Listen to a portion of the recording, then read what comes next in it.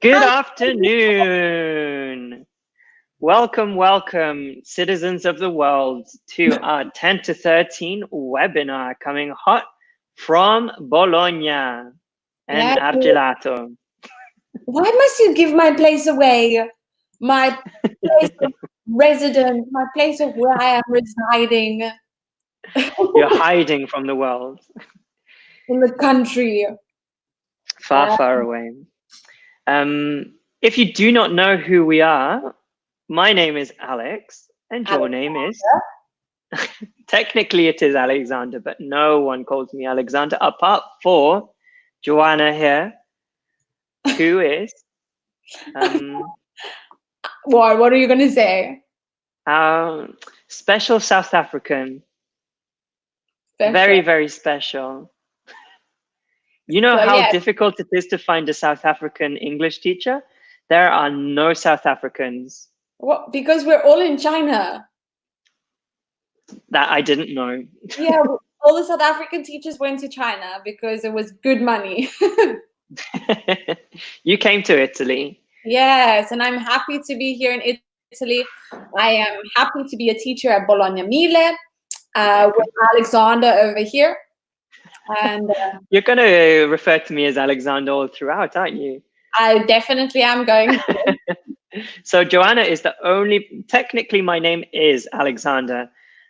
But again, no one in my life apart from Joanna, seeing as she is our special South African, calls me Alexander. Just Joanna. I'm just calling you your name that your mother gave you. Yeah, you're right. You know, she was going to call me Carlos.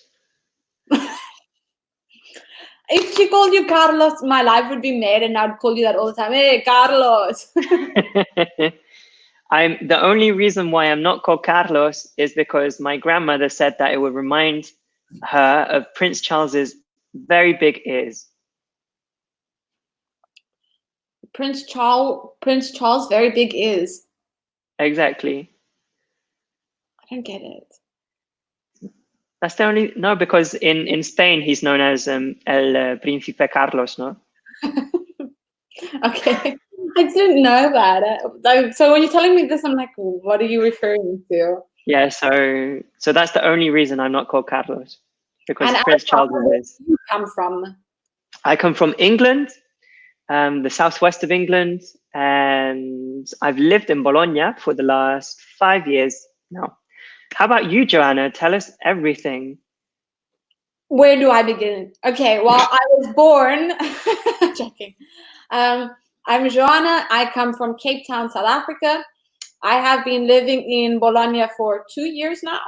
I've been a teacher at my English school, Bologna Mille, for almost 1 year. On the 19th of April, if I'm correct. Ooh, exciting. Yeah, seems just like yesterday I started. Yeah, I don't live in the city of Bologna like Alex does. I live in the countryside between Bologna and Trento. Nice. And we have some people. We have Concetta. Hello, Concetta. She's from Naples.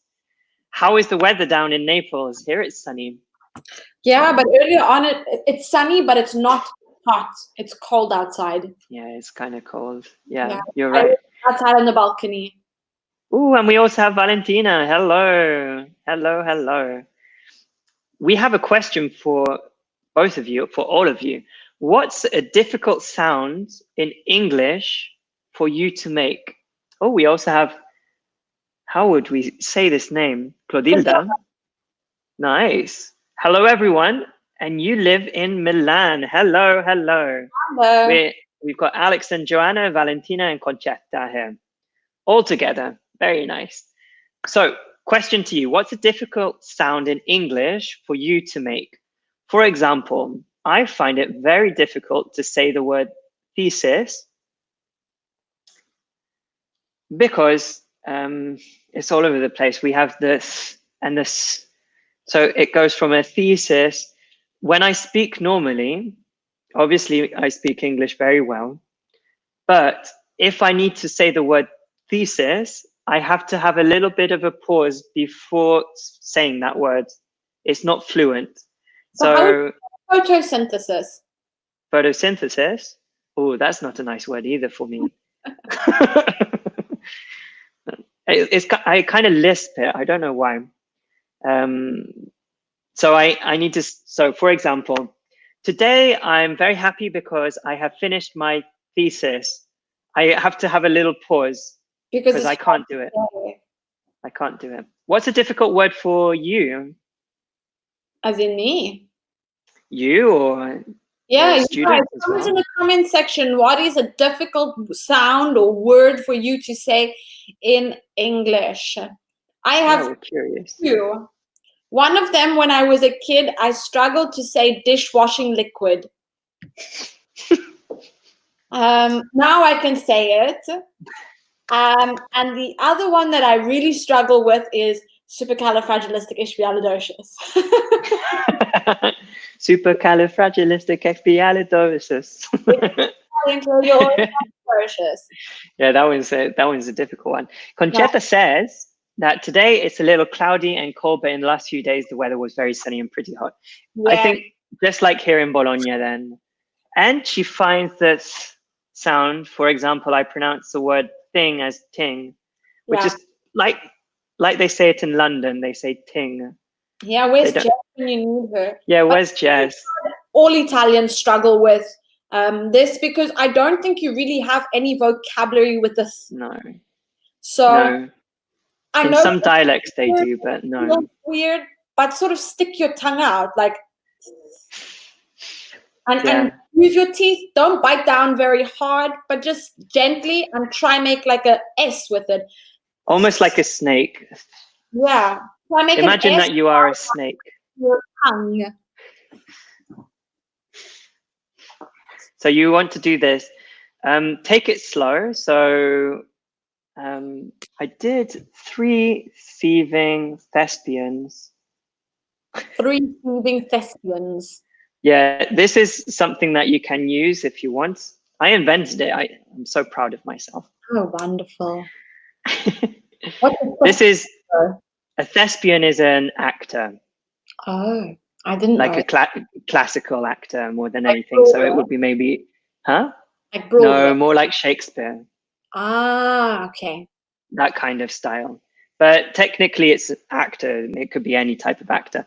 So 3 thieving thespians, you need to just repeat it. Take some time as well with this. So 3 thieving thespians at the beginning, emphasize and take it slow. You can do it, Conchetta. I believe in you. And Clotilde says rhythm. Yeah. I struggle with that because I don't know how to spell it. So I don't know if I should put the Y there or should I put the Y after the TH.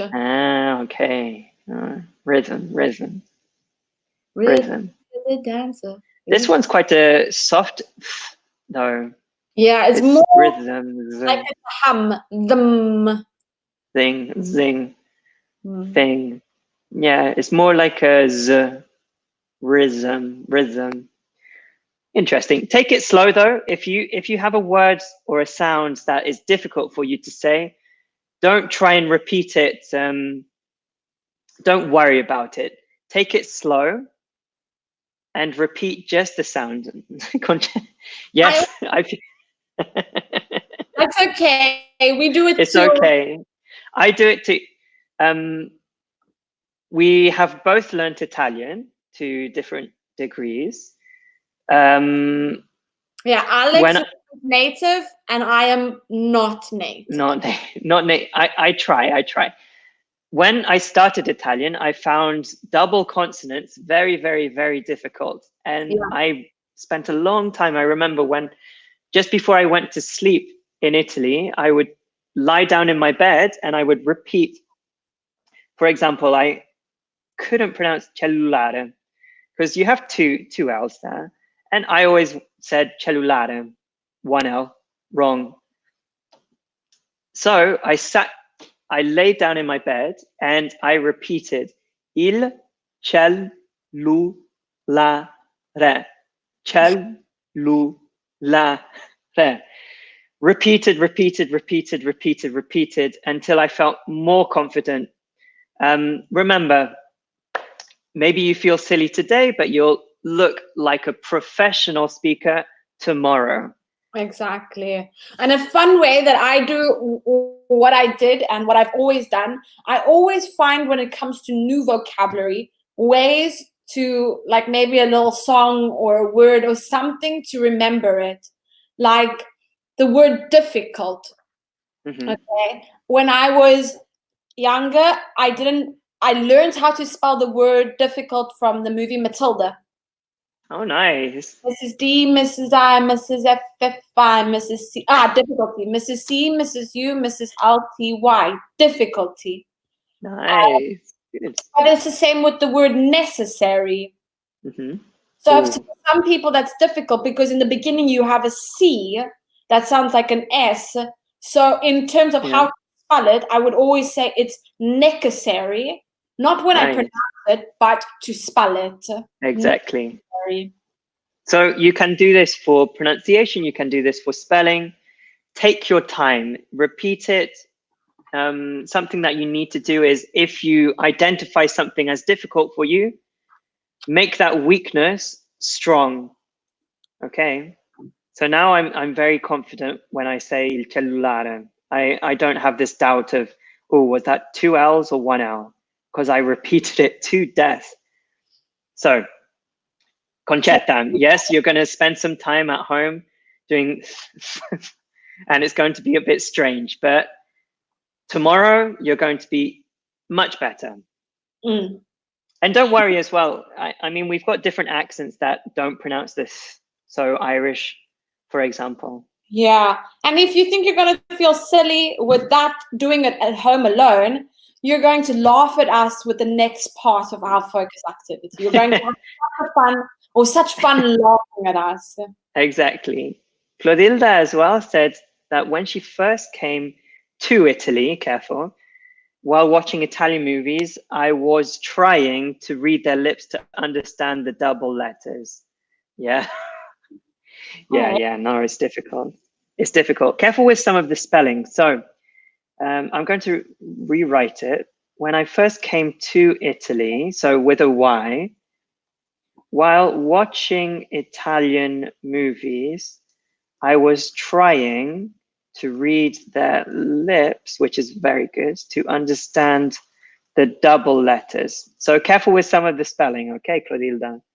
That's a good sentence, though. Okay, so today we are doing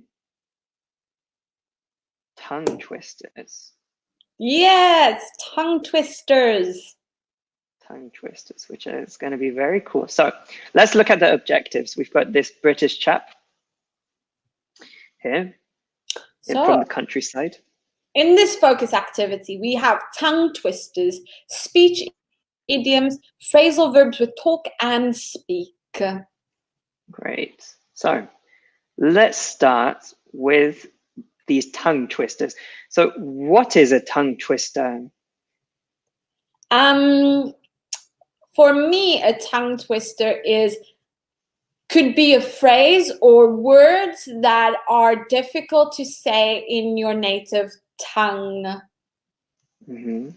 Do you agree, or do you agree to disagree? No, I agree with that. Definitely. So a very, very simple one in English could be red lorry, yellow lorry. So individually, these are not difficult to say. Especially if you say them slowly, it's just red lorry, yellow lorry. But if you start speaking quickly, it becomes more complicated. I became a professional with that one. Oh, me too. I'm curious now. 3, so the 2. example that Alex has given, red lorry, yellow lorry, is the equivalent of number 3. Because in the States, in America, they wouldn't say red lorry, they'd say red leather, yellow leather. Oh, which is difficult too. That one's difficult too. So, for example, we have red lorry, yellow lorry, red lorry, yellow lorry, and that just continues. But for number 1, are we going to read it first slowly and then quickly? Definitely. I think that's the best. Would you like to start? Yes, so I'll read it slowly first. Around the rugged rocks, the ragged rascals ran. So you can see this one is testing, I guess, the R sound. Not easy. So I'm going to try and say it quickly now and probably fail. Let's go. Hype. Let's go. Around the rugged rocks, the ragged rascals ran. Oh, excellent. No mistakes. So we invite you guys at home to practice these tongue twisters with us. Of course, don't type it in the comment section, but practice it. So while we say it, repeat it after us. Exactly. First say it slowly and then try it quickly, okay? It's important that you understand it first and then. Are you going to do number 2? No, I'm going to try number 1. You can't have all of the fun.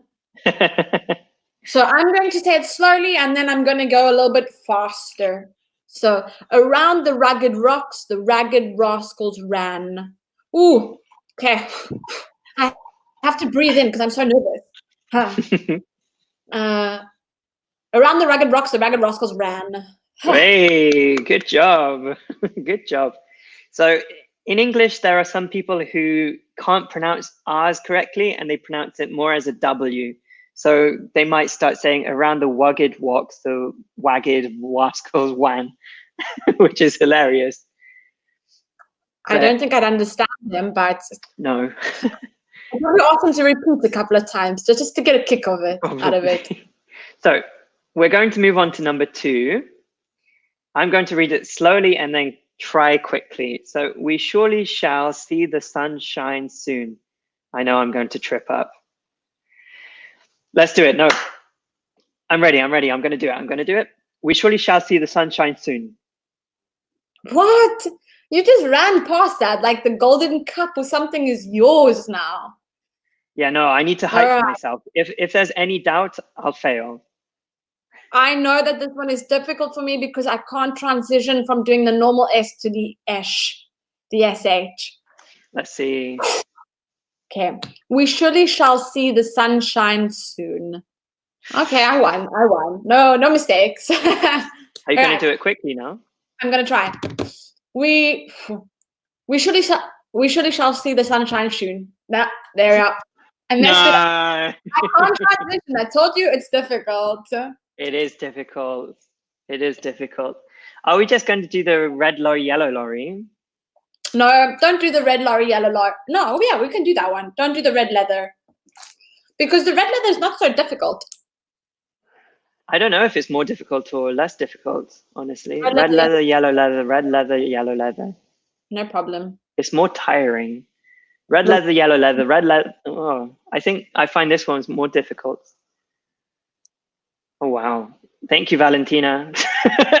You're going to see that I'm going to fail. I guarantee I'm going to fail. You try at home though. You try it. I think you're probably the bosses of tongue twisters. Shall we do red lorry, yellow lorry? Yes. Okay. So slowly, probably repeat it 2 times or 3 times. 2 times. 2 times. Red lorry, yellow lorry, red lorry, yellow lorry. So that's very nice and simple. I'm going to do it. Let's go. Red lorry, yellow lorry, red lorry, yellow lorry. I like how your pronunciation changed on the last lorry. You went from saying lorry in the beginning to lorry in the end. Yeah, it went a bit more American, huh? He threw 3 free throws. That was good though.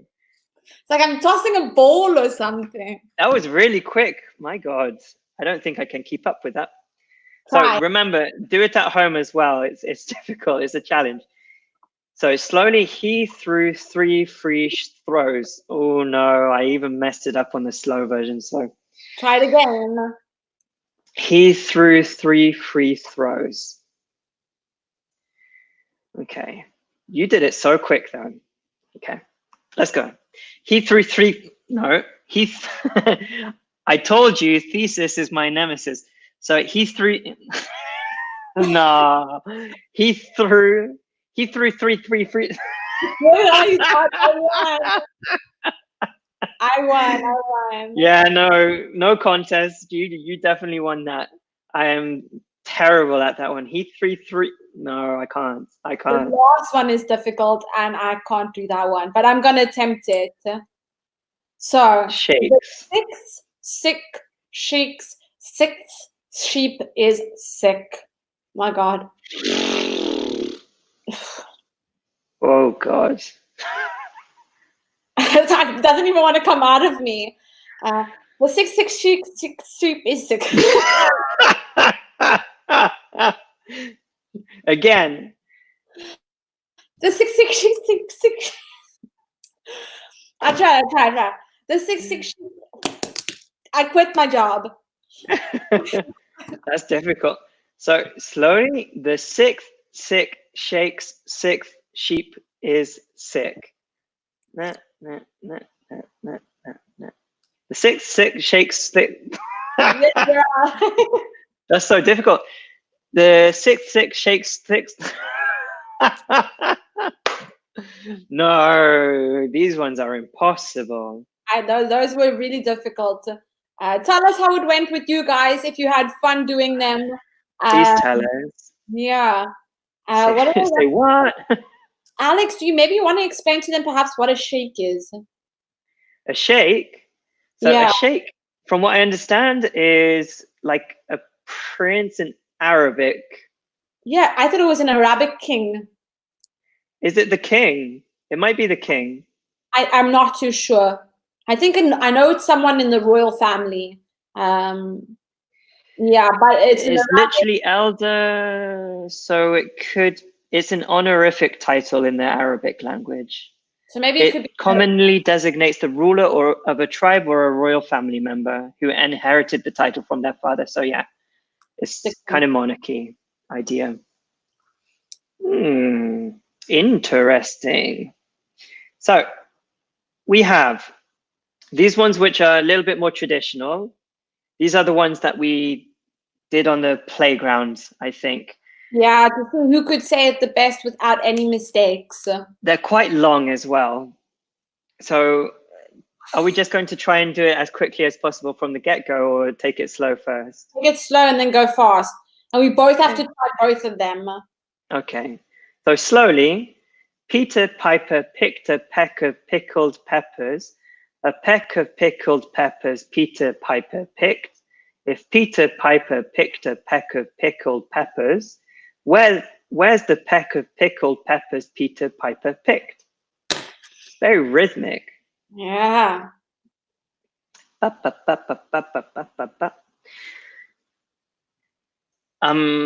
Let's try. Let's go. Peter Piper picked a peck of pickled peppers. A peck of pickled peppers Peter Piper picked. If Peter Piper picked a peck of pickled peppers, where's the peck of pickled peppers Peter Piper picked? It's not easy. I won't even give you that slip up, that mistake. I was excellent. That was very difficult. Okay. Peter Piper picked a peck of pickled peppers. A peck of pickled peppers Peter Piper picked. If Peter Piper picked a peck of pickled peppers, where's the peck of pickled peppers Peter Piper picked? Okay. I don't know why I'm saying this, but my heart is like... It's the pressure. Peter Piper picked a peck of pickled peppers. A peck of pickled peppers Peter Piper picked. If Peter Piper picked a peck of pickled peppers, where's the peck of pickled peppers Peter Piper picked? Wow. I stopped there. I was going to make a mistake badly. That was a good one, though. That was very good. And the last one, I know I'm going to make so many mistakes. I can't transition. Alex, you're going to start it first.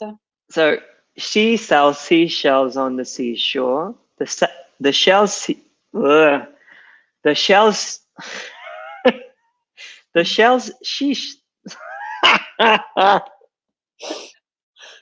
dead.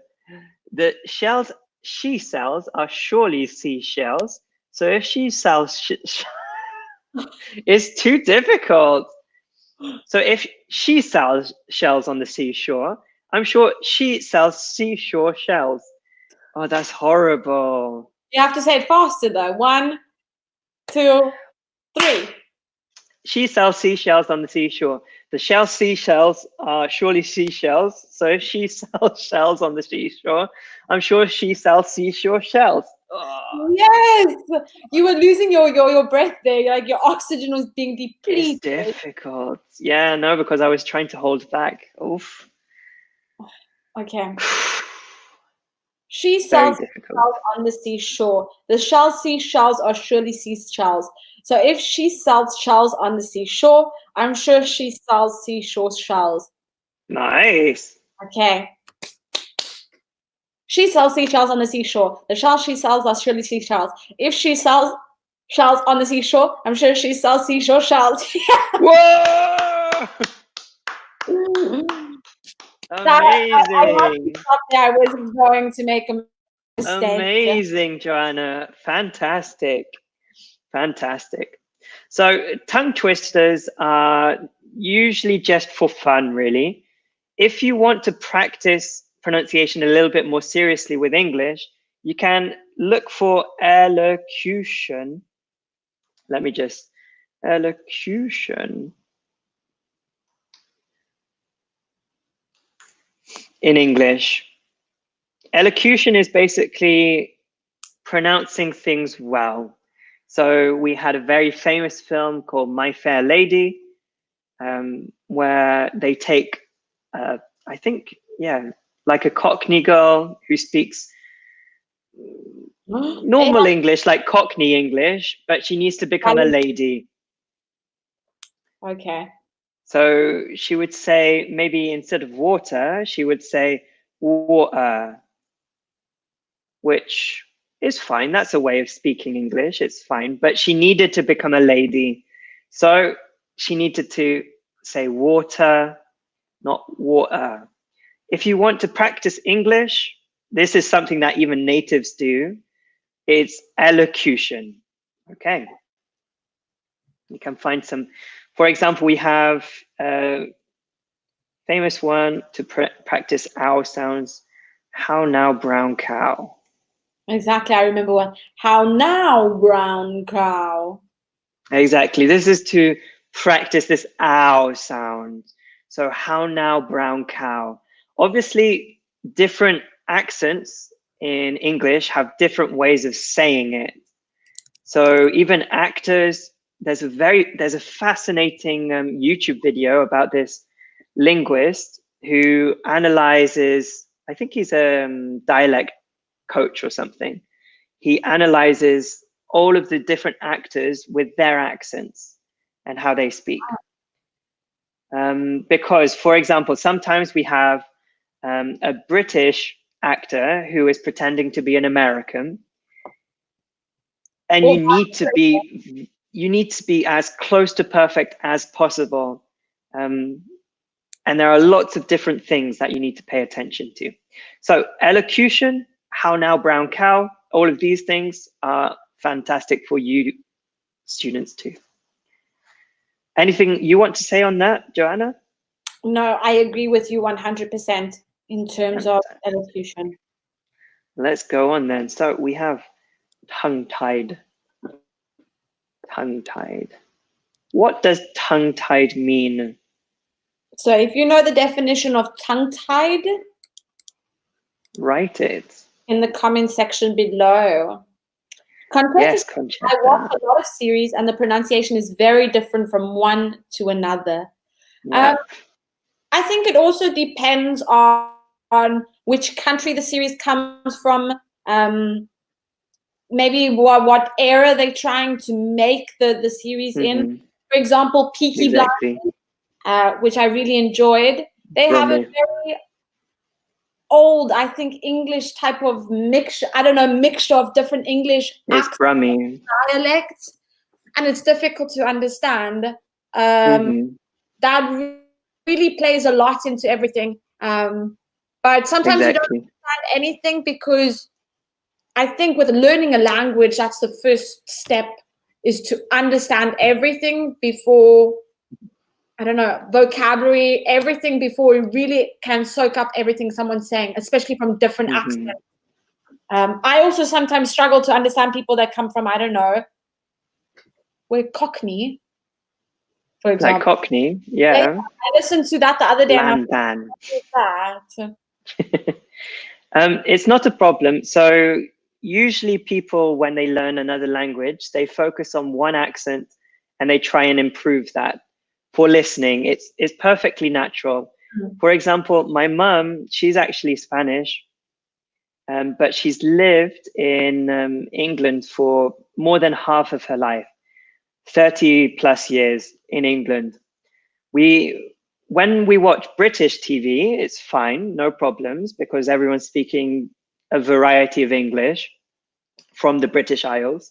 But if we watch something in American English, she will ask more questions, Really? which is perfect. Yeah, it's perfectly natural. She's very, very used to British, but not used to American. So we watched one in particular, which was even difficult for natives, was The Revenant. Tom Hardy's character in that is basically impossible to understand, even for natives.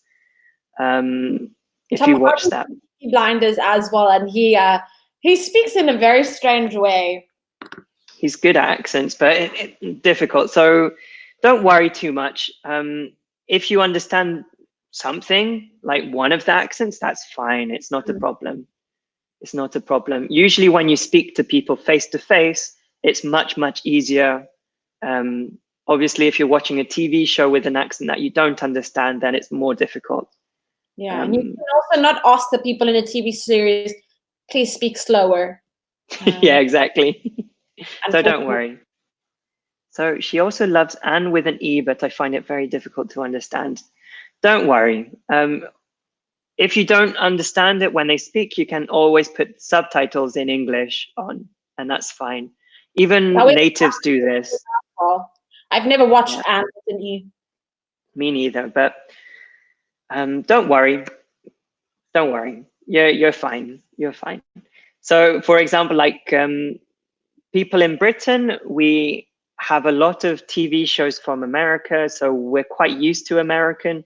We have some exposure to Australian English as well. But with South African English, we have very, very little exposure. So I'm sure if Joanna started speaking... About exposure, you guys are the reason we speak English. I know, but personally, we had Kevin Peterson, who was a cricketer who's like half South African, half English, I think. And he played for the English national team. That's the only exposure I had to South Africa. And then I'm pretty sure every second or third person there, if they're not Italian, they're South African. Probably.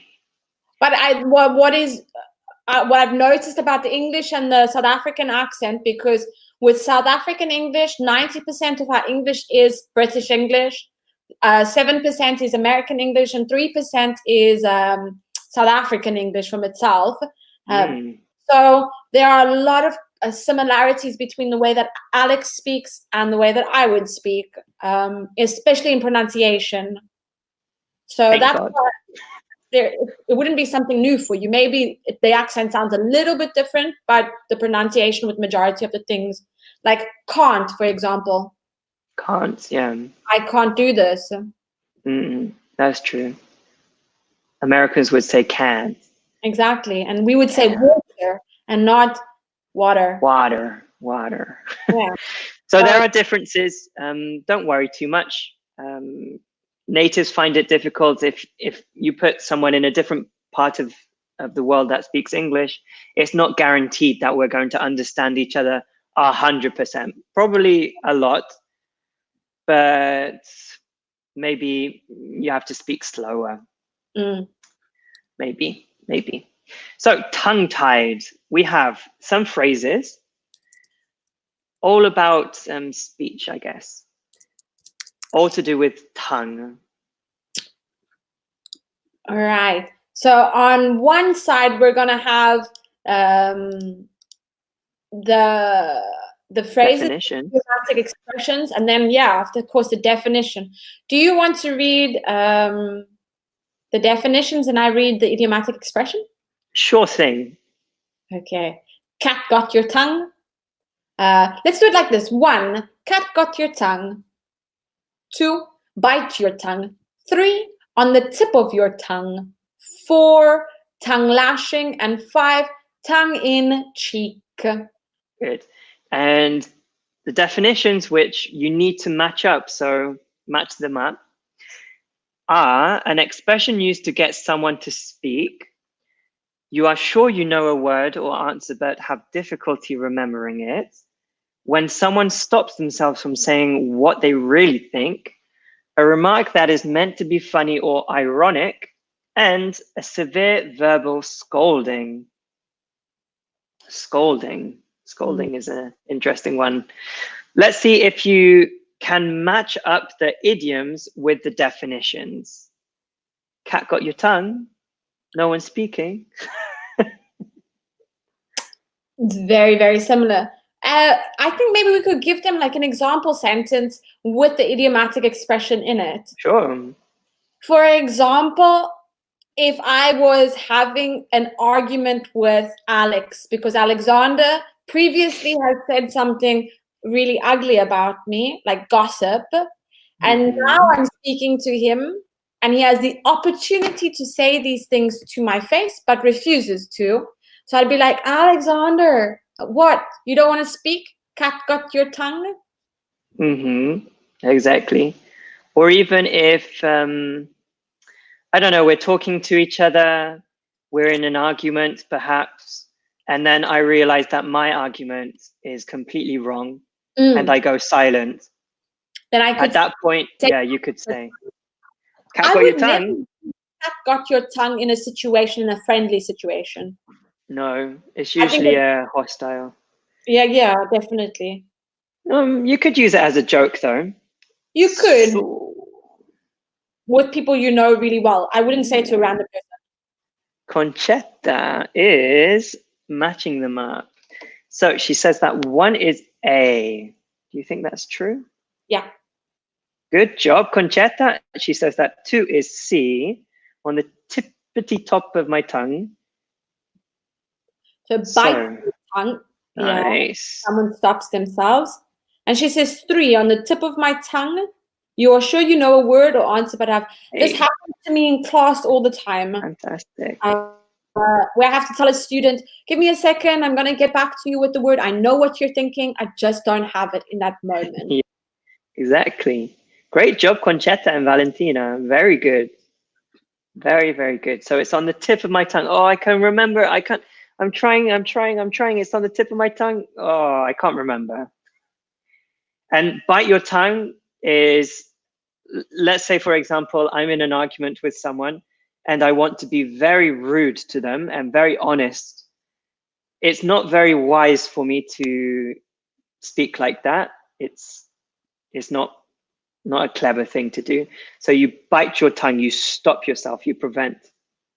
You prevent yourself in terms because you know the consequences that follow your words are worse than the damage you're going to do with your words.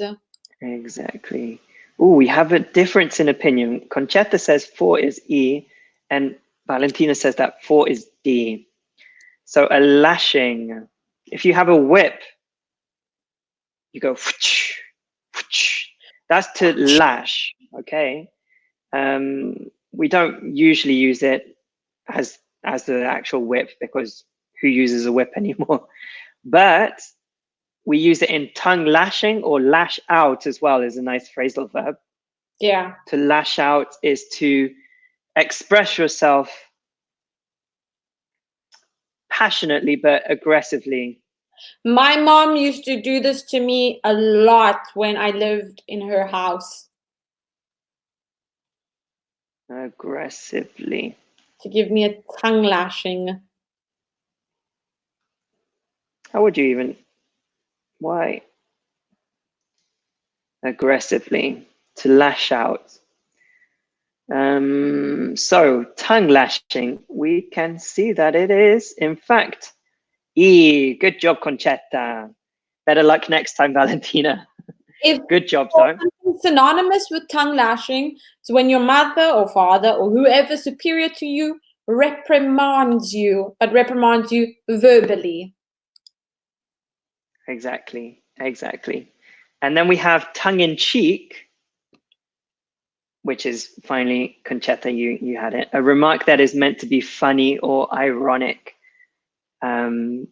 So you could even describe someone as quite tongue-in-cheek. They say a lot of things that are ironic, sarcastic, these kind of things. You're quite tongue-in-cheek. Yes, I'm very tongue-in-cheek as well. I have to be careful. I have to bite my tongue sometimes. I think we all have to bite our tongue sometimes. Yeah, just because obviously you can be very tongue-in-cheek, but there is a limit to everything. Yeah, and it's also about how the other person is going to respond to it. Exactly.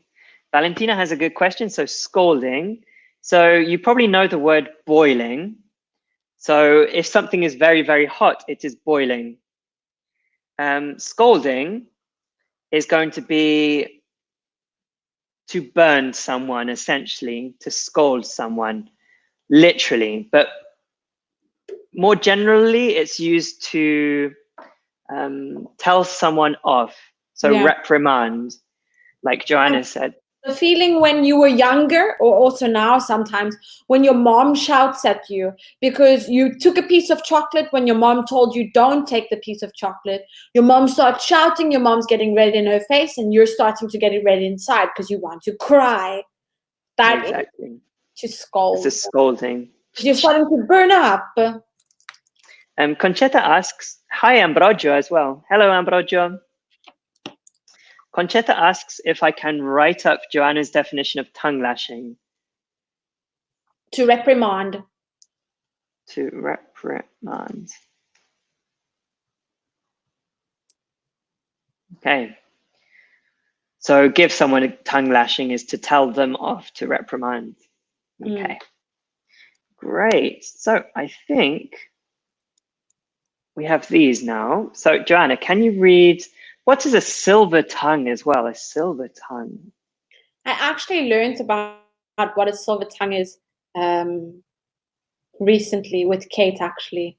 I heard that a silver tongue is someone who is very good at making speeches or has an elegant manner. Am I correct in how they speak? Elegance is the key word here.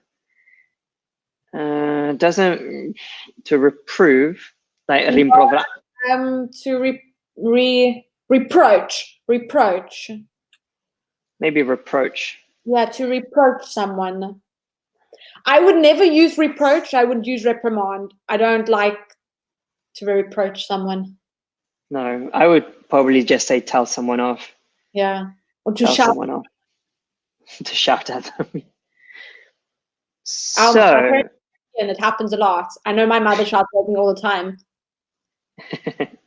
So silver tongue is someone who is very eloquent. Eloquent. How do you spell eloquent? With a Q. Ooh, it was more complicated than I thought. Eloquent. Who is very eloquent, elegant with words. Yeah. Okay. So got it. Eloquent. Eloquent. Yeah, it's strange. It's a strange spelling. I would never have guessed that. So, Joanna, can you read the beginning, please? Yes. Try to find the meaning of these expressions from their text. I have such a crush on him that when I try to talk, I get tongue-tied. Yeah. So I guess we're looking for crush as well as tongue-tied. What is such crush? I don't have anything to crush. The first time you meet somebody. Exactly. You're very attracted to them. Yes. So you like somebody, but it's not enough for you to love them. And it's probably the beginning part before you even get into a relationship. Yeah, exactly. So lots of people have maybe a celebrity crush. Yeah. So someone that they really, really admire, but also find attractive. Not just in terms of like physically, but also personality, perhaps. But it could be one or the other. It doesn't need to be both of them. Yeah. Who's your celebrity crush? Blake Lively. Blake Lively. Nice. I don't know about them, because all of them are beautiful. They are. They are. They're all tall, dark, and handsome men. Like, I don't know, Robert Downey Jr. Oh, I think he's a celebrity crush for me as well. Like just everyone wants to be him or be with him. Oh look, Conchetta has a crush on Tommy. That's Tommy from Peaky Blinders. You're like my full sister. Fantastic. So tongue-tied in this case is to have difficulty expressing yourself because you are nervous or embarrassed. So maybe you have a crush on someone. Every time that you see them and you say hello to them, you want to look and represent yourself as being calm, cool, but then you like, you don't know what to say. Either you're tongue-tied or you just talk too much. Maybe as well. In equilibrium. Yeah, exactly. So the second one is, I meant to say hi, Bob, but instead I said bye, Hob. It was a total slip of the tongue. So what is slip of the tongue? And Joanna, can you read the last one in the meantime? The boss is in a bad mood today. I would hold your tongue. Ooh. So we've got slip of the tongue and hold your tongue. Have you ever said anything like that? Bye, Hob. I have. This happens to me every now and again. Nothing that I can remember, but I feel like that there is a type of, what is it called? There is a type of expression that we use that it's like its own thing. Like, you know, idiomatic expressions, you get degrees of comparison.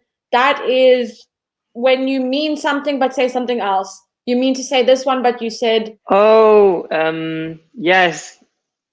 No, euphemism, not a. It's a psychological thing, isn't it? It's No, there is like it's a grammar. Yeah, no.